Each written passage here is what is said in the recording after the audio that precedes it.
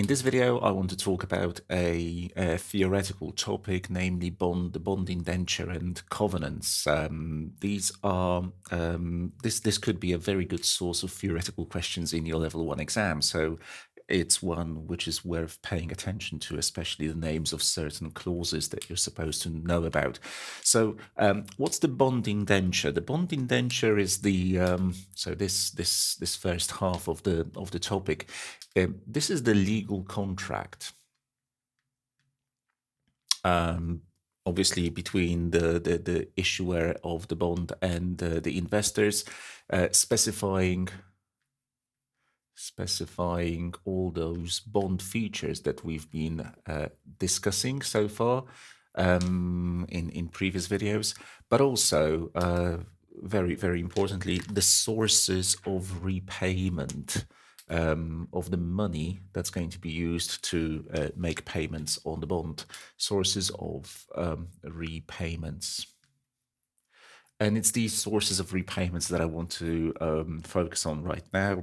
They are explored quite extensively in your level 1 curriculum, and we're going to split things up into the different types of bonds, starting perhaps with over here with sovereign bonds, so those which are issued by countries, by governments. And in the case of sovereign bonds, the source of repayment is obviously going to be tax revenue, the fact that governments can and do charge taxes, levy taxes on businesses, on individuals, so tax revenue over here. Now, something very similar when it comes to local government bonds, so municipal bonds.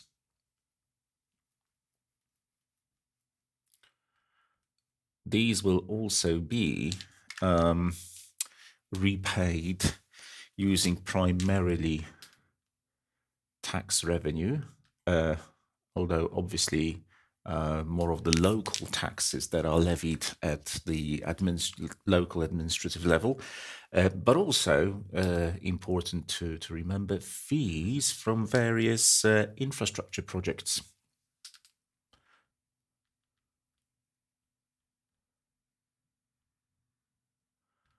So, for example, local governments may operate things like bridges, roads, tunnels, for which fees are collected, and that can be used, obviously, as a source of funding for the repayment of debts. Now, completely different story when it comes to our third type of issuer. That's going to be corporate. So that's the third one, corporate bonds. Corporations cannot levy taxes. They can do other stuff, obviously. They can generate profits, generate operating cash flows, for example. And here it's important to distinguish between corporate issuers with different qualities, credit qualities. So when it comes to the high credit quality issuers, the big corporations that are in a good, healthy situation, they typically issue bonds of an unsecured nature. Unsecured bonds, or investors are happy to buy bonds which are not secured on any specific assets, which could act as collateral, because they're quite confident that such issuers who are in a good situation, of a good quality, and if they issue unsecured bonds, those bonds can be repaid using simply the operating cash flows of the company. And that's going to be kind of the only source of repayments.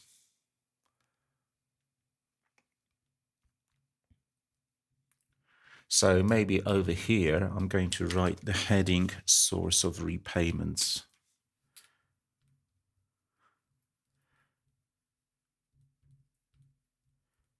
Good. Operating cash flows. However, the situation changes if you consider corporate bonds coming from lower quality issuers. So this was high credit quality. Let's write lower credit quality over here. So corporations, companies which are not in such a good state, not in such a good condition, they would typically need to issue bonds which are secured. So secured bonds, they issue secured bonds. Otherwise, investors would be very hesitant to purchase such bonds if there wasn't a, some level of security established here. The simple reason for this is such lower credit quality issuers simply have less stable operating cash flows. So we wouldn't trust their cash flows or operating cash flows alone to act as the sole source of repayments. Now, this doesn't change the fact that on an ongoing basis, we do use the operating cash flows of the company as sort of the primary source of the money used for the repayments. But on top of this, we also have that contingent source, the extra item, and that's going to be the fact that in the case of secured bonds, there's going to be a legal claim on specific assets like a building or machinery, a production line, etc. So legal claim on a specific asset or assets, and if it comes to the worst, and if the company is unable to meet its obligations using the operating cash flows alone, that legal claim on a specific asset means this is going to be a secondary source of repayment funds. Basically, the asset, which we call collateral, on which the bond is secured, is going to be sold. So sale of the collateral. And that asset is specifically designated as a secondary source of repayment on the bond if the company is unable to do so using its standard sort of operating cash flows. And just bear in mind that in association, in connection with this, you will often come across the phrases lie-in or pledge to signify that claim on the asset, the fact that the asset is pledged as collateral on a specific bond or a lie-in is established. Okay, now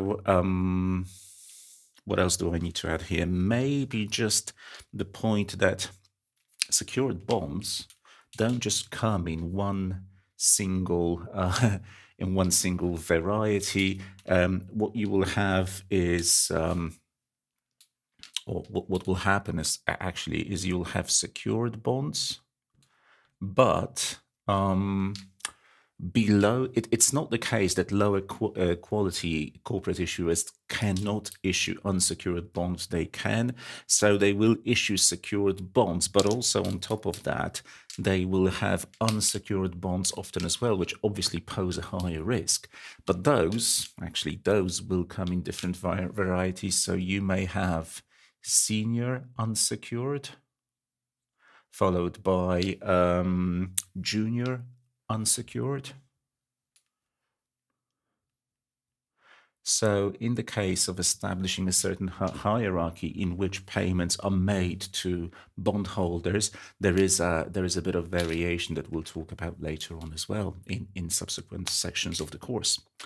Okay, one more type of issuer here. You may remember from a previous video when we talked about issuer types that I also talked about SPEs or SPVs, special purpose entities or special purpose vehicles, as issuers of bonds.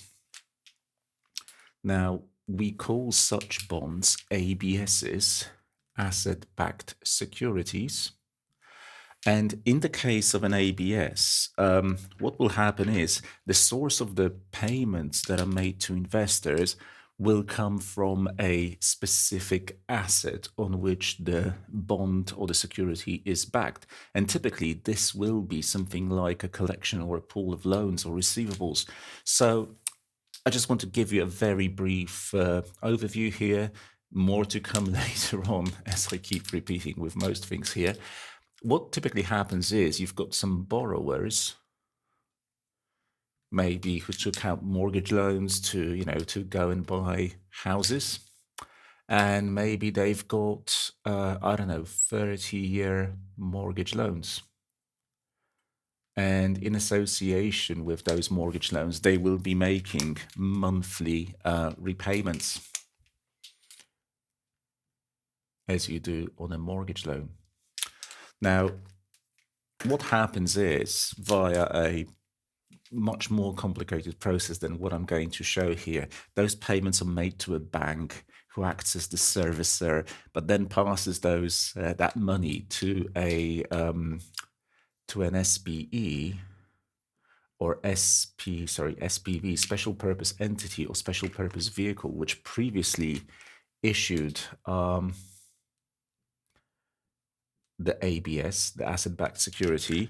Investors bought this security, and now these cash flows are used as sources of repayment to them. Obviously, they don't go to them directly. The borrowers don't pay the bond investors directly.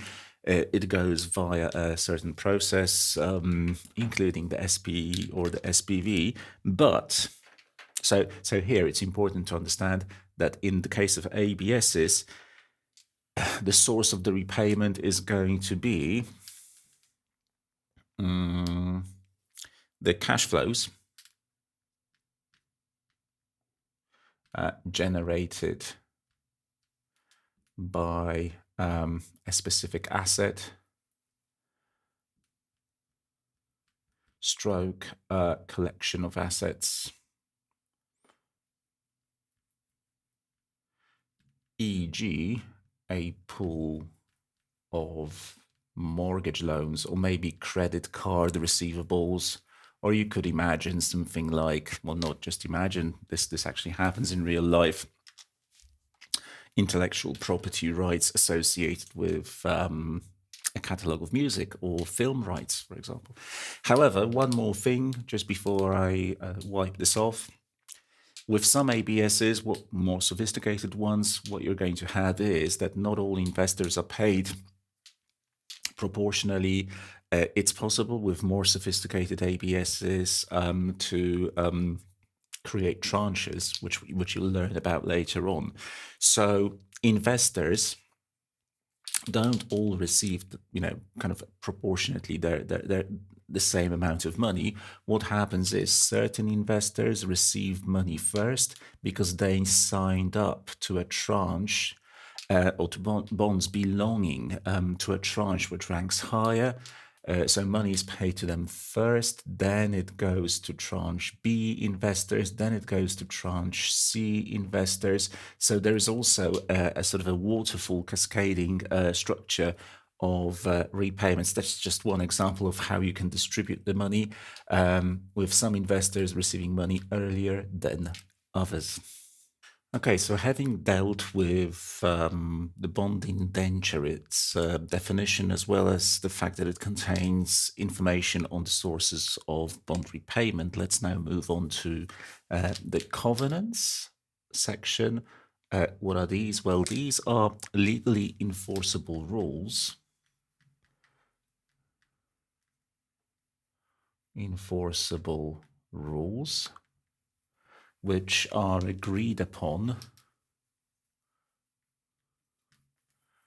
either at the time when a bond is issued, so at bond issuance, but these don't just appear in the context of bonds, they also appear in the context of loans, which are typically granted by banks.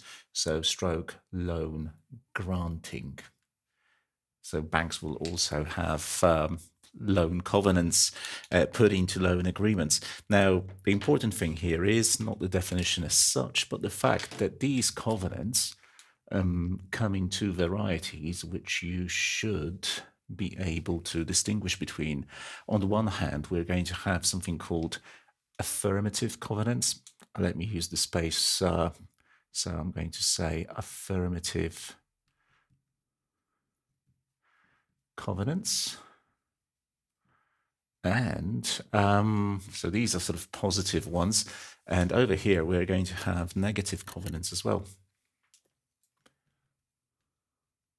And it's important for the exam that you distinguish between the two types and no difference between the two and no specific examples, so specific clauses that are put into these rules, which have very, very unique names.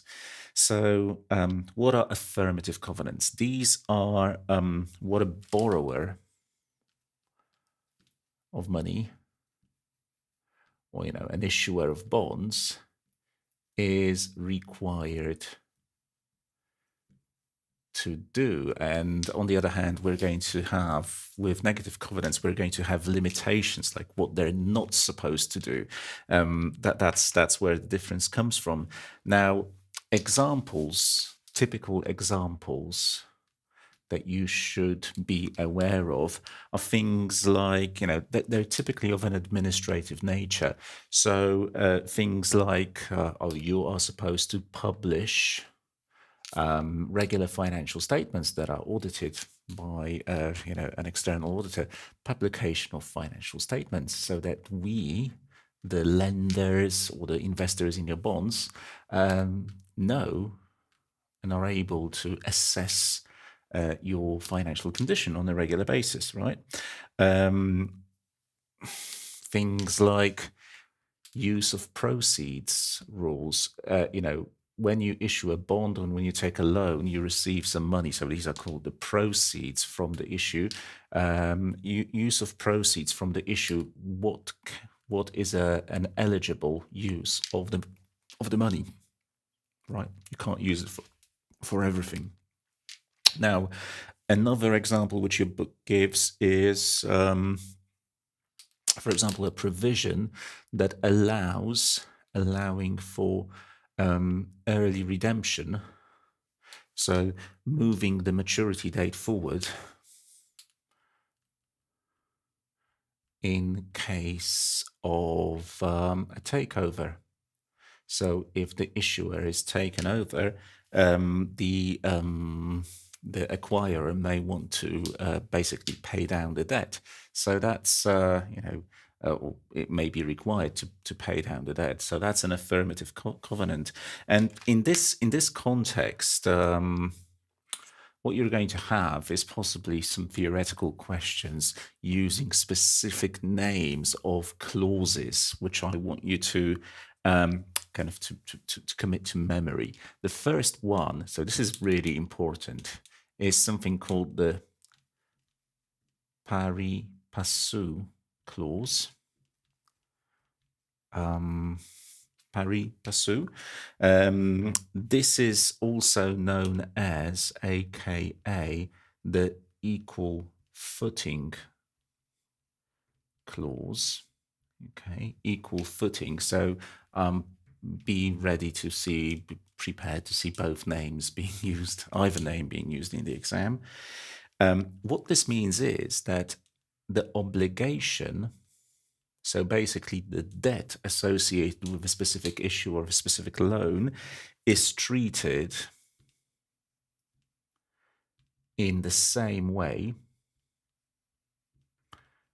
as the issuers or the borrowers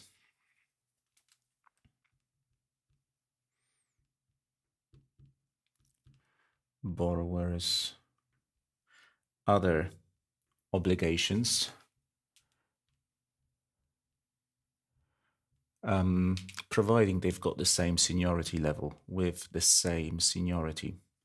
So if you are issuing a second or a third round of, let's say, senior unsecured bonds, you can't, if there is a pari passu clause in place, you can't treat them differently to the other senior unsecured bonds that have already been issued. So giving the same footing, the same level of care protection rights to investors or lenders with the same seniority. That's what we mean by pari passu. This can be examined very easily in a theoretical question.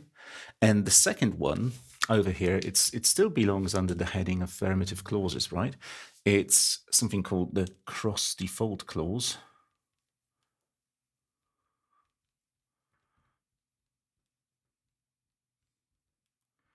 Okay, and this one means that the issuer is considered in default, meaning they've breached the terms of the bond agreement if they default on another obligation. So even if they've defaulted on another bond for which payment was due, then even though maybe payment wasn't due yet on this bond, it's also considered, the issuer is considered to be generally in default, which is actually quite important from the perspective of triggering payments on default protection contracts known as CDSs, credit default swaps. Okay, in this context, I just want you to be aware of these two names, and do definitely commit these to memory. Two types of affirmative clauses. Now I'll show you some negative affirmative covenants or clauses associated with affirmative covenants. Now I want to show you, go across here and show you some negative covenants. Now, obviously here, this is going to be all about what the borrower shouldn't be doing. Here it was about what they are required to do. But generally, the objective with these is that it's to ensure that the borrower or the issuer has sufficient funds, right, and the ability to keep making the payments to the borrower or issuer maintains, let's put it like this, maintains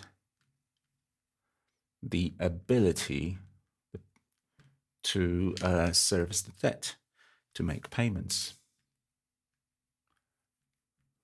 Okay, and as before, let's write down some examples of these negative covenants. For example, there may be restrictions. Negative covenants are typically about restrictions on paying certain things, on the payment of dividends. Dividends go to shareholders, and they obviously make the company less cash rich, less liquid, perhaps impeding its ability to pay bondholders the amounts due. So payment of dividends, or maybe things like repurchases of shares,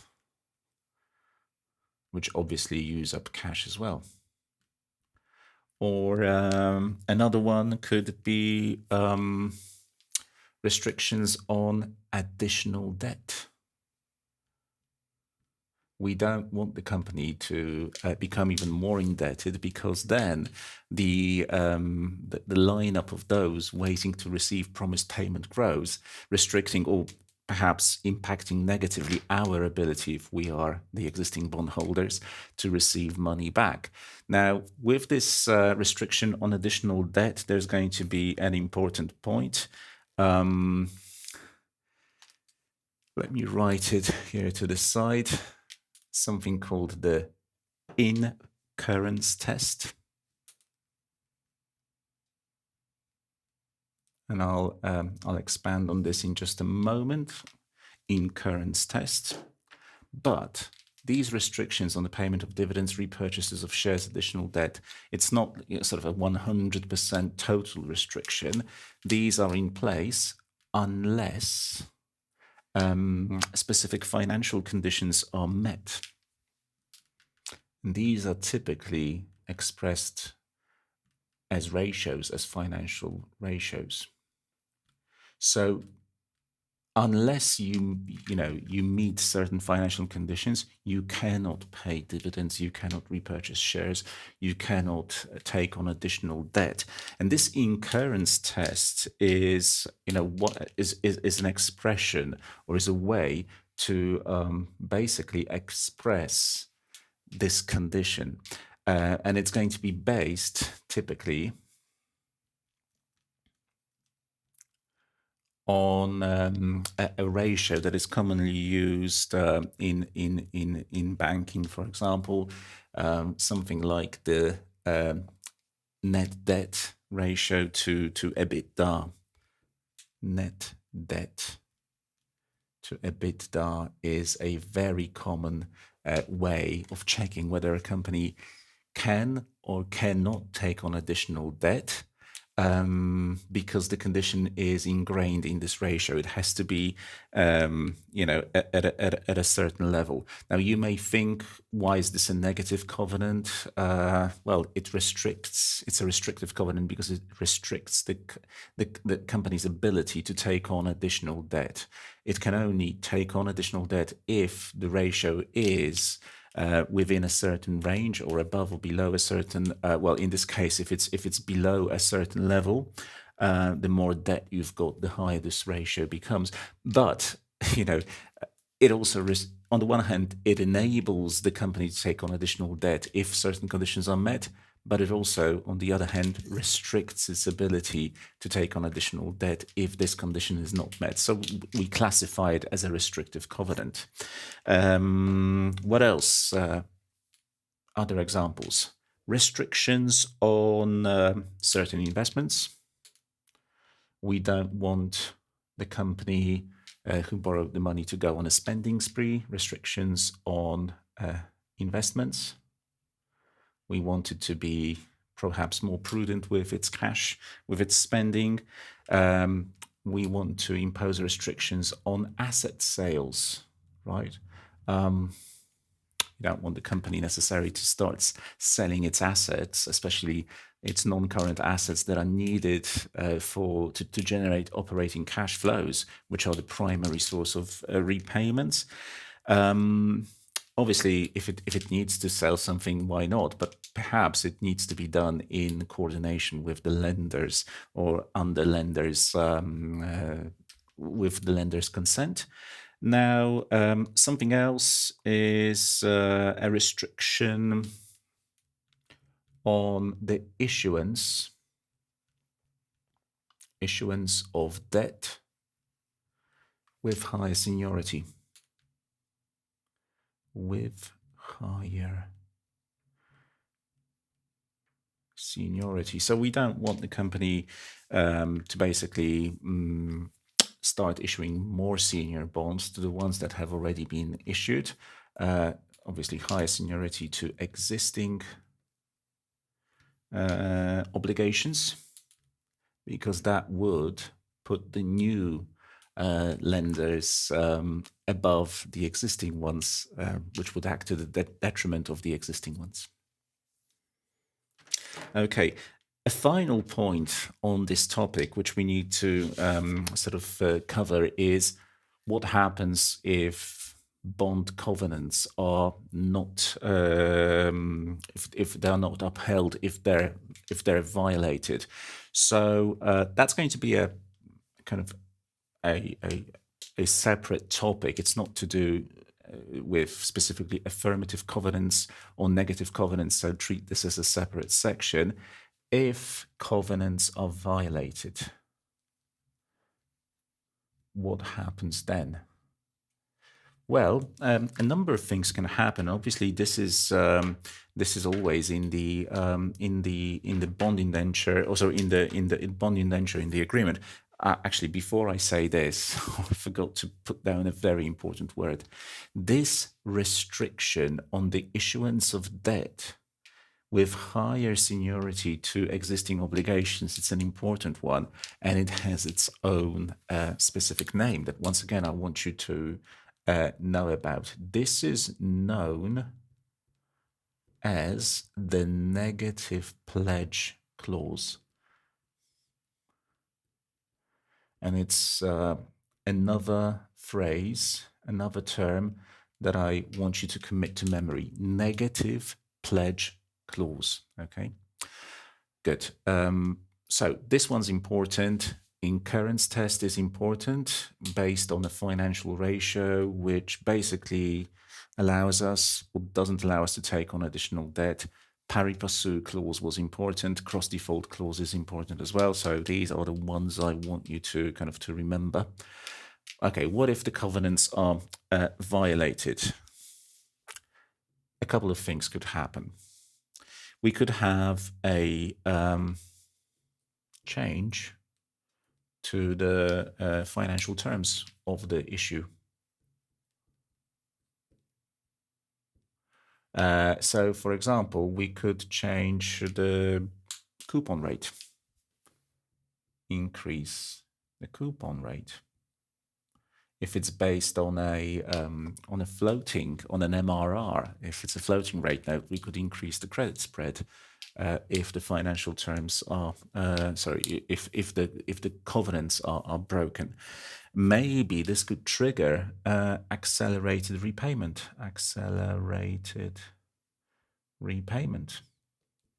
So a bringing forward of the maturity date. Why not? Or a complete termination of the debt. This sometimes happens in banking, right? If you break the covenants, the debt agreement is kind of over. You need to repay it immediately.